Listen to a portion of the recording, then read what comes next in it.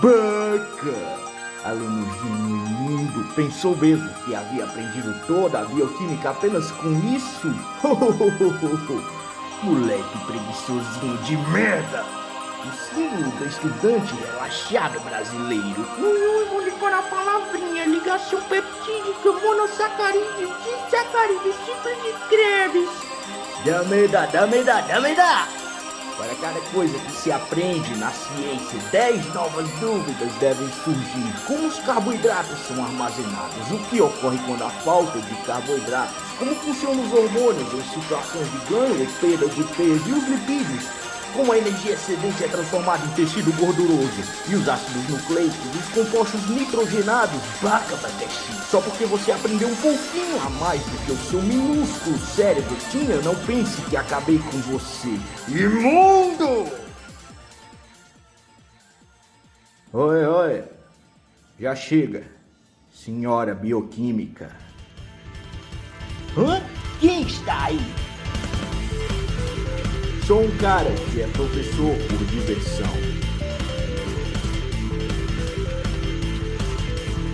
Mochi, criançada, desculpem o atraso. Eu estava fazendo o meu TCC. Bem, é hora de vencermos a senhora bioquímica. De uma vez por todas, não acham? Dame, Dana! Zen, dame da!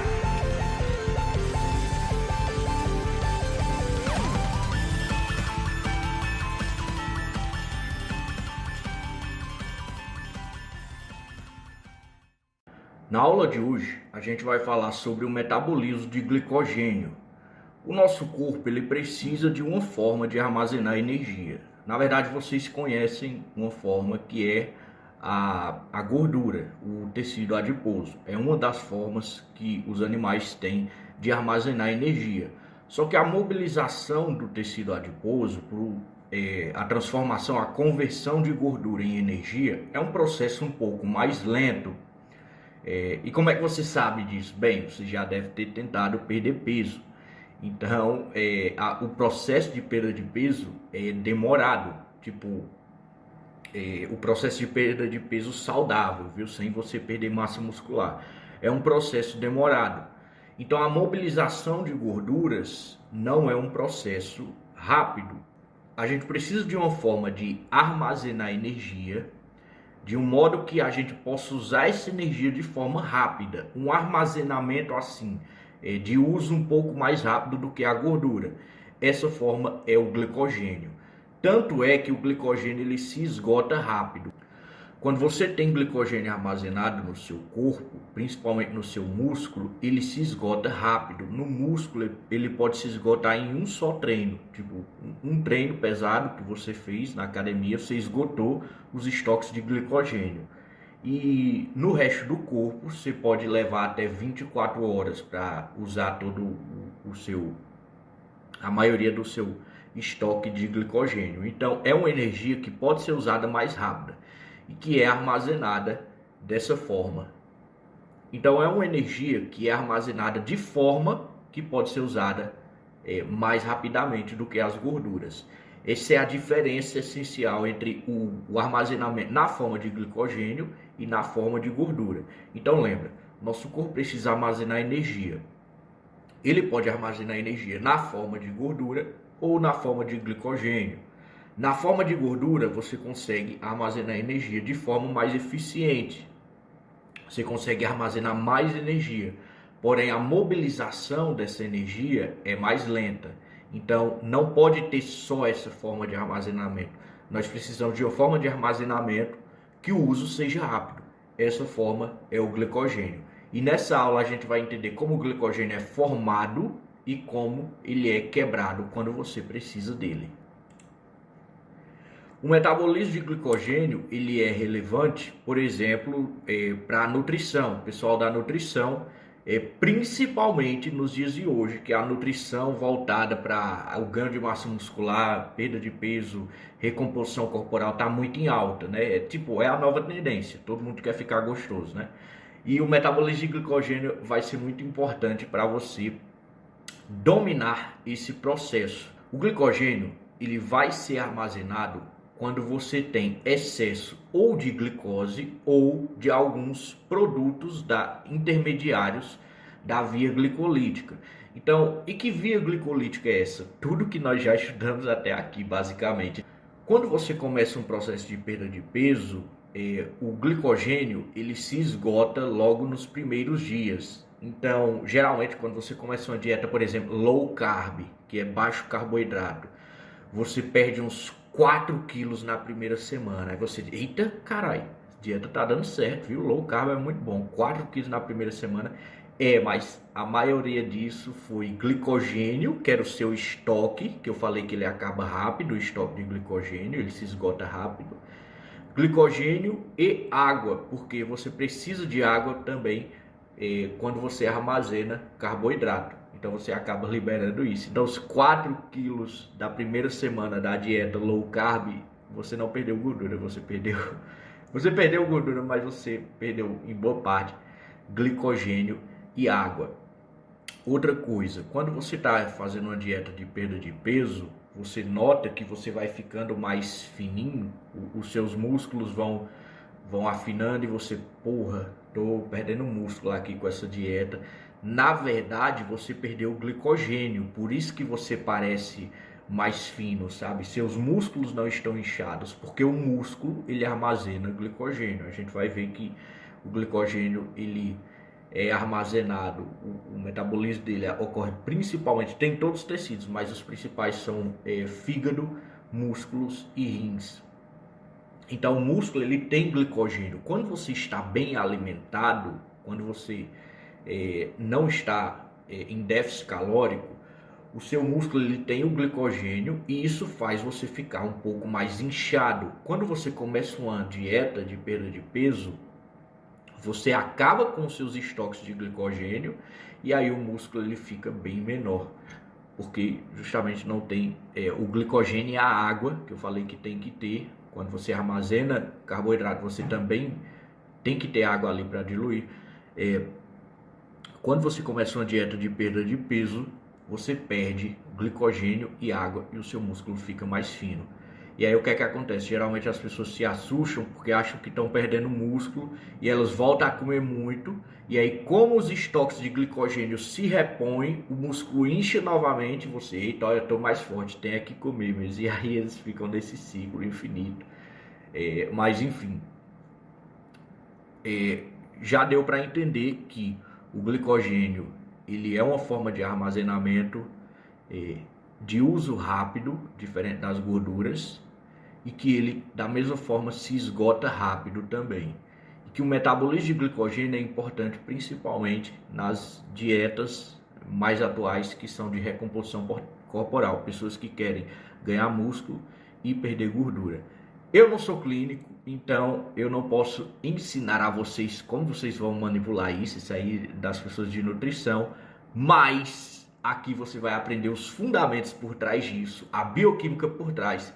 E aí, dependendo se você for médico, se você for querer ser um médico do esporte, ou se você faz nutrição, qualquer coisa, você vai usar esses conhecimentos dessa aula para mexer aí com as ferramentas da sua profissão. Vamos entender então como o glicogênio é formado e como ele é quebrado. E é importante a gente saber por que armazenar glicose na forma de glicogênio. Bom, eu já falei para vocês que é muito bom do ponto de vista do uso, da rapidez do uso. O glicogênio ele tem uma mobilização muito mais rápida do que as gorduras. Só que tem outro motivo. Constantemente os animais se encontram em situações onde eles estão ingerindo glicose em excesso. Quando essa glicose está em excesso, ela precisa ser guardada rápido em algum lugar, porque se ela fica no citosol, o excesso de glicose no citosol pode alterar as propriedades físico-químicas da célula e atrapalhar o seu funcionamento. Então, a gente precisa guardar essa glicose rápido em algum lugar para que ela não altere as propriedades da célula e altere o seu funcionamento. Essa glicose ela vai ser guardada justamente na forma de glicogênio. Então, o glicogênio ele ele fica nesses grânulos de glicogênio. Então entende, glicose em excesso na célula pode alterar suas propriedades físico-químicas.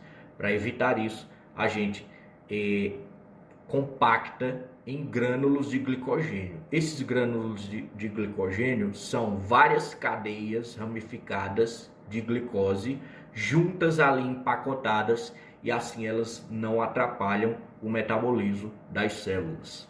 A formação do glicogênio vai começar com a glicose 6-fosfato, olha aí, sim, a glicose 6-fosfato, que é o cara da primeira etapa da glicólise, todo aquele processo que vai transformar a glicose em 2 piruvatos, lembra? Isso foi uma das nossas primeiras aulas. Então, a glicose 6-fosfato é um intermediário da glicólise, é ela que vai dar início à formação do glicogênio. Então, lembra que eu falei para você que o glicogênio ele vai ser formado quando há excesso de glicose ou de outra coisa que a glicose faz? Então, se tem muita glicose 6-fosfato, significa que tem muita glicose. Por quê? Porque a glicose 6-fosfato ela é um intermediário de uma reação que começa com a glicose. Tá entendendo? É só você olhar para o quadro aí. Se tem muita glicose, essa glicose em excesso vai formar também glicose 6-fosfato em excesso. E essa glicose 6-fosfato em excesso vai dar origem ao glicogênio. É por isso que esse sistema do nosso corpo de perceber excessos e faltas, ele funciona. Por quê? Se tem um cara em excesso, o nosso corpo, ele não só percebe o excesso desse cara, como ele também consegue perceber que tem excesso do cara que forma esse cara. Meu Deus, espero que vocês tenham entendido. Se tem excesso de uma coisa, o corpo ele também consegue perceber que aquilo que forma essa coisa também deve estar em excesso. Nesse caso aqui, se tem excesso de glicose 6-fosfato, o nosso metabolismo ele consegue perceber que também deve haver um excesso de glicose. Por quê? Porque é da glicose que vem a glicose 6-fosfato. E se tem glicose em excesso, é porque você quer armazenar glicose, não é? Se está em excesso, vamos guardar para usar depois. E aí vai acontecer a formação do glicogênio. Então, a formação do glicogênio começa aqui na glicose 6-fosfato. Essa glicose 6-fosfato ela precisa ser convertida em glicose 1-fosfato. Nota que a única diferença é que o fosfato vai mudar de lugar. Tem uma enzima que vai fazer isso, viu? Vai alterar o lugar da glicose ou vai alterar o lugar do fosfato nessa glicose. Essa glicose 6-fosfato ela pode ser diretamente convertida em glicose 1-fosfato ou ela pode seguir um caminho indireto, onde ela é captada pelos eritrócitos, convertida em lactato, indo para o fígado para depois ser transformada em glicose 1-fosfato. Então ela pode ir pelo caminho direto, glicose 6-fosfato para glicose 1-fosfato, ou ela pode ser captada pelos eritrócitos, convertida em lactato, vai para o fígado e lá vai ser transformada em glicose 6-fosfato e em glicose 1-fosfato. Continuando o nosso caminho, agora que nós temos a glicose 1-fosfato, ela vai se ligar ao nucleotídeo. Esse nucleotídeo é a UDP. O trabalho dessa UDP é simplesmente transportar essa glicose. Então, a UDP vai se ligar com a glicose que a gente tem, que é a glicose 1-fosfato, formando UDP-glicose. E aí ela vai levar para a cadeia de glicogênio. Então, entende o seguinte, o glicogênio ele é uma cadeia de carboidratos. Se o glicogênio é uma cadeia de carboidratos, então, para a gente aumentar essa cadeia, você precisa adicionar um carboidrato. Esse carboidrato ele vai ser adicionado na ponta da cadeia, então na extremidade. Ele vai chamar de extremidade não redutora devido às propriedades químicas, mas enfim, esse carboidrato ele vai ser adicionado na extremidade. Então a UDP-glicose, que é o nucleotídeo UDP levando a glicose, ele vai levar a glicose para a extremidade de uma cadeia de glicogênio. E ele vai então doar essa glicose para essa cadeia. Quem vai fazer o acoplamento aqui é uma enzima chamada glicogênio-sintase. Então a glicogênio-sintase, ela vai pegar esse açúcar, essa glicose, e vai adicionar na extremidade não redutora. E aí você aumentou a cadeia. E aí esse processo vai se repetir, com a cadeia de glicogênio aumentando cada vez mais, aumentando seus estoques de açúcares guardados. Só que tem um porém. Quando você adiciona uma glicose na cadeia, você faz, como eu disse, na ponta da cadeia. Quando você vai quebrar, e a gente vai ver daqui a pouco o processo de quebra do glicogênio, você também quebra a partir das pontas. Se as pontas são o sítio ativo, ou seja, o sítio onde vai ocorrer as reações, se eu tiver uma cadeia linear única, eu vou ter muitos poucos sítios de ligação nos meus glicogênios. Por quê? Porque, como eu disse a vocês, a reação vai ocorrer na ponta. Se eu tenho uma cadeia única e a reação só ocorre na ponta, eu vou ter uma ineficiência desse processo, porque ele vai estar acontecendo apenas em uma área limitada, que são as pontas das cadeias. Para evitar isso, o que é que acontece? Vai existir uma enzima capaz de ramificar a cadeia. Como assim? A cadeia ela não vai ser totalmente linear, ela vai ter ramos, ela vai ter várias ramificações. Essa enzima se chama enzima de ramificação do glicogênio. Nossa! Então a enzima de ramificação do glicogênio, ela vai... E a cada quantos glicogênios ela ramifica? Não tem, é aleatório, não tem um número fixo, porque isso permite que várias ramificações sejam feitas e que várias partes ativas, sítios de reação, sejam criados. Como assim sítios de reação? Falei para vocês, o processo de quebra do glicogênio ou de formação do glicogênio só ocorre nas pontas, nas extremidades das cadeias, na extremidade não redutora. Então, para eu ter uma eficiência no processo, ou seja, para eu ter esse processo acontecendo muitas vezes ao mesmo tempo, eu preciso ter várias pontas. Para eu ter várias pontas, eu preciso que a cadeia seja ramificada. Ou seja, não pode ser só uma linha, tem que ser várias linhas ligadas umas nas outras. Então, quem vai fazer essa ramificação é a enzima de ramificação do glicogênio. Então, a enzima de ramificação do glicogênio, ela cria novas ramificações. E agora, olha só, aí para a imagem, a gente tem duas pontas. Cada uma delas pode realizar uma reação. Então, se eu estou precisando de glicose, eu estou precisando quebrar o glicogênio porque está faltando glicose, eu vou poder quebrar nas duas pontas. E se eu quero armazenar glicose, porque está sobrando, se eu quero aumentar a cadeia de glicogênio, eu vou poder fazer isso nas duas pontas ao mesmo tempo. Claro que não vão ser só duas, viu? Vão ter várias ramificações as cadeias de glicogênio. Mas enfim, então, até agora nós vimos como a glicose é adicionada na ponta da cadeia e como essa cadeia é ramificada através da enzima de ramificação do glicogênio. Só que tem uma pergunta, e quem é que começa todo esse processo?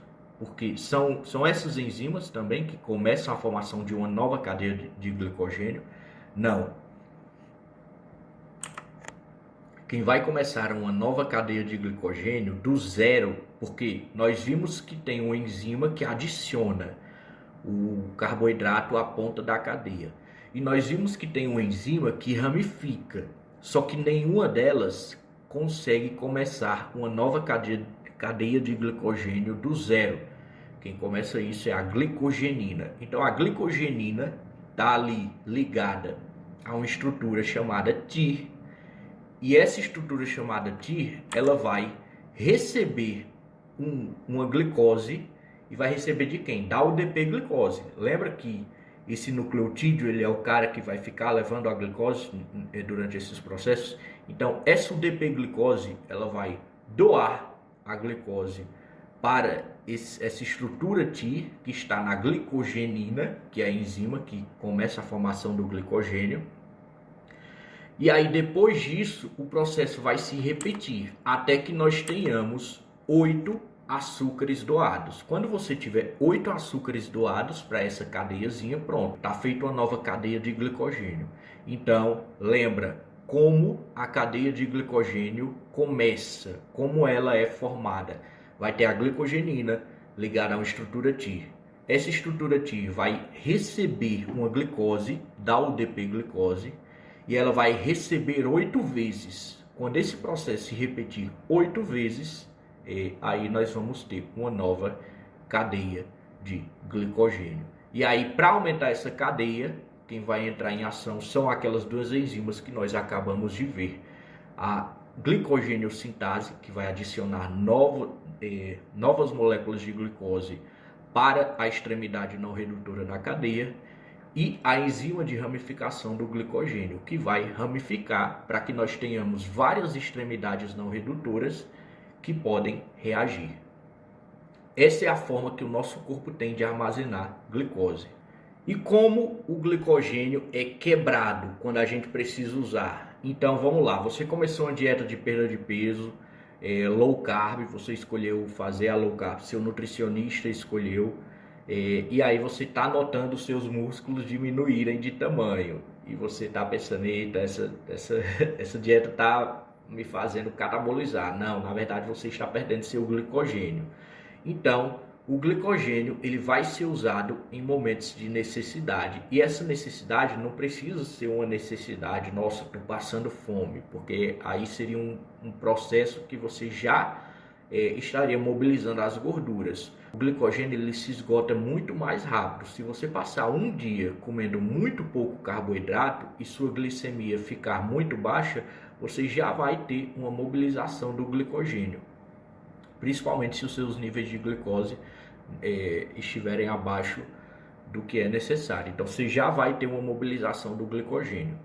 Então, para quebrar esse glicogênio, a gente vai ter uma enzima que vai atuar nessas ligações entre as unidades de glicose. Essa enzima vai ser a glicogênio fosforilase. Ela vai quebrar essas ligações e assim a glicose 1-fosfato vai ser liberada. Ela vai ter que ser convertida em glicose 6-fosfato, a gente vai já ver isso. A glicogênio fosforilase é a enzima que vai quebrar as ligações das unidades de glicose do glicogênio. E aí essas unidades, uma vez quebradas, elas vão para a via que está precisando delas. Só que como a gente viu, essas cadeias de glicogênio, elas não são apenas uma linha reta, elas têm ramificações.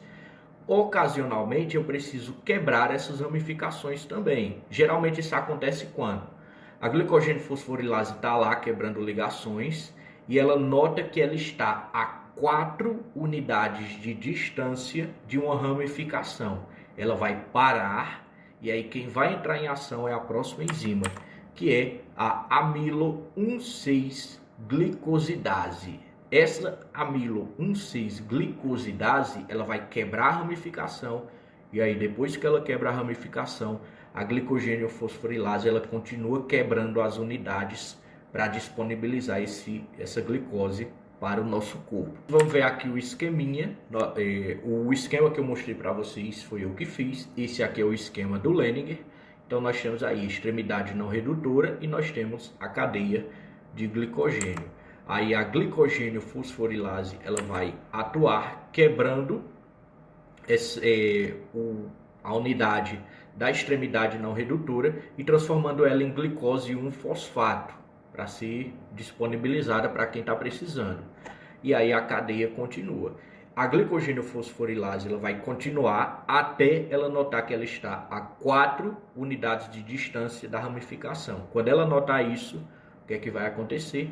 Vai vir a outra enzima lá, a amilo 1,6-glicosidase, ela vai quebrar a ramificação e aí a glicogênio fosforilase vai continuar seu trabalho. Outro esquema do Lehninger aí, nós temos aí as extremidades não redutoras do glicogênio e aí a glicogênio fosforilase vai ficar quebrando até ela estar, olha, a 4 unidades de distância da ramificação. Nota, ó, tá notando, ó? 1, 2, 3, 4. Quando ela chegou a 4 unidades de distância, ela parou. E aí quem vai entrar em ação é a atividade de transferase da enzima de desramificação, que é aquela lá que eu falei. Ela vai remover a ramificação e depois que essa ramificação for removida, a glicogênio fosforilase vai poder voltar a atuar.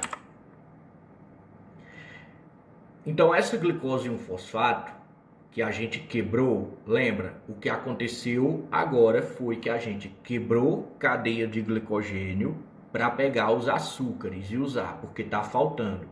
Quando a gente quebra esse carboidrato, esse açúcar, ele vem na forma de glicose 1-fosfato.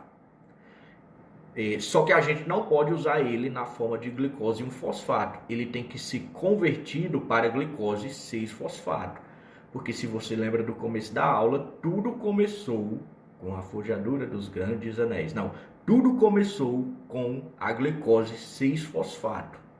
Ela foi convertida em glicose 1-fosfato e depois ela foi para as cadeias. Quando a gente quebra as cadeias, a gente tem a glicose 1-fosfato. Essa glicose 1-fosfato, ela tem que se transformar de novo em glicose 6-fosfato para que ela possa entrar no metabolismo. Quem vai fazer isso é uma unidade, um resíduo C. Então, o que esse cara vai fazer, basicamente, é adicionar um fosfato a essa glicose 1-fosfato, transformando ela em glicose 1,6-bifosfato, e depois ela vai pegar outro fosfato. Só que ela vai pegar o fosfato do carbono 1. E aí vai ficar glicose 6-fosfato. Tá entendendo? Nós temos uma glicose 1-fosfato. Aí vem o resíduo C e diz: ei, toma aí um outro fosfato, só que eu vou te dar esse fosfato no carbono 6. Aí vira glicose 1,6-bifosfato. Aí ela, opa, agora que eu te dei um fosfato, eu vou tirar um fosfato de você também. Aí ela tira, só que quando ela tira o fosfato que está no carbono 1. Ou seja, ela tira o 1 da glicose 1,6 e aí nós ficamos apenas com glicose 6. Glicose 6-fosfato. Mas enfim, essa glicose 6-fosfato, agora ela precisa entrar no metabolismo. Por quê? Se a gente está quebrando o glicogênio porque está faltando glicose e a gente precisa de mais glicose, então a gente tem que achar uma forma agora dessa glicose 6-fosfato entrar no metabolismo. Existem duas formas. A primeira é que ela pode entrar diretamente na glicólise. Então lembra lá que na glicólise nós temos glicose sendo transformada em glicose 6-fosfato pela hexoquinase. Essa glicose 6-fosfato que a gente acabou de obter com a quebra do glicogênio, ela pode entrar direto nesse processo aí e dar continuidade formando os piruvatos e aí fase de transição e aí ciclo de Krebs para a cadeia transportadora e formar ATP, ou seja, energia. Então ela pode entrar diretamente nisso, porque assim, no músculo, o músculo, quando ele está quebrando o glicogênio dele, o glicogênio muscular, ele vai usar aonde? Quem é que vai usar esse glicogênio que está sendo quebrado no músculo? É o próprio músculo, cara. Quando você está lá na academia dando pau no músculo e ele começa a quebrar os estoques de glicogênio dele, quem vai usar é ele. Então entenda, o glicogênio que está no músculo, ele só serve para o músculo. Não existe essa da o glicogênio do músculo ser quebrado e ser utilizado em outros tecidos do corpo. Não existe. Então, a glicose 6-fosfato, que é obtida com a quebra do glicogênio do músculo, ela já entra na glicólise, ela já entra na via de produção de energia. Só que, quando o glicogênio ele é quebrado no fígado, ele não é usado apenas no fígado, porque quem pode estar precisando de glicose são outros tecidos. E o fígado ele tem esse trabalho de distribuir glicose quando o corpo precisa manter os níveis. Então, o fígado ele não vai quebrar o glicogênio e já inserir a glicose 6-fosfato na via de formação de energia. Ele não vai fazer isso. Por quê? Porque às vezes não é ele que está precisando, são outros tecidos. Se são outros tecidos que precisam de energia, o que ele tem que fazer é enviar uma glicose para esses tecidos. E como é que ele faz isso? Bem, a glicose 6-fosfato, ela vai entrar na célula por um transportador G6P, ou seja, transportador de glicose 6-fosfato. Quando ela entra, ela vai ser convertida em glicose pela glicose 6-fosfatase, e essa glicose ela vai sair por um transportador de glicose para a corrente sanguínea. E aí, na corrente sanguínea, essa glicose vai para o tecido que está precisando dela. Eu não sei se vocês entenderam, mas eu vou tentar reiterar aqui. Quando você está precisando de energia, quando o seu corpo está em déficit de energia, ele começa a usar os estoques de glicogênio. No músculo, quando os estoques de glicogênio são usados, eles vão ser utilizados no próprio músculo. O músculo não vai quebrar o glicogênio dele para dar a outros tecidos, ele vai usar ali. Porque se ele está usando, significa que o músculo está em intensa atividade. Como ele já vai ser usado ali, a glicose 6-fosfato, que a gente obteve através de todo o processo de quebra do glicogênio e conversão da glicose 1-fosfato para a glicose 6-fosfato, essa glicose 1-fosfato, ela já vai entrar na via, quando é no músculo. Só que o fígado, ele geralmente não faz a glicogenólise, ele não quebra glicogênio para ele mesmo usar. O fígado, ele faz isso porque geralmente outros tecidos estão precisando. E o fígado tem essa função de distribuir, de manter os níveis de glicose. Então o fígado, ele vai fazer o quê? Ele vai pegar essa glicose 6-fosfato, as células dele vão absorver, transformar em glicose e depois jogar no sangue para ser usado por outros tecidos. E esse foi o processo que eu acabei de explicar.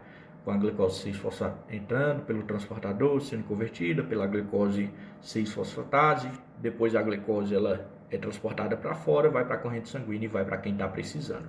Então esse é o processo de quebra do glicogênio. Na aula de hoje a gente viu como o glicogênio é formado e como ele é quebrado. O metabolismo de carboidratos está quase acabando. A gente só precisa ver como o metabolismo de glicogênio é regulado e aí depois a gente precisa ver a gliconeogênese, formação de novas moléculas de glicose a partir de coisas que não são inicialmente dessa via. Ou seja, como é que a gente consegue formar glicose com outras coisas que não sejam a partir inicialmente do carboidrato. A gente vai ver esse processo e aí finalizamos o metabolismo de carboidratos e finalmente entraremos em lipídios, ácidos graxos e gorduras. Entraremos nesse assunto em breve. No livro do Leninger, esse assunto vai da página 612 até 620. Não esqueça de ler para você melhorar a sua leitura. Bons estudos e até a próxima!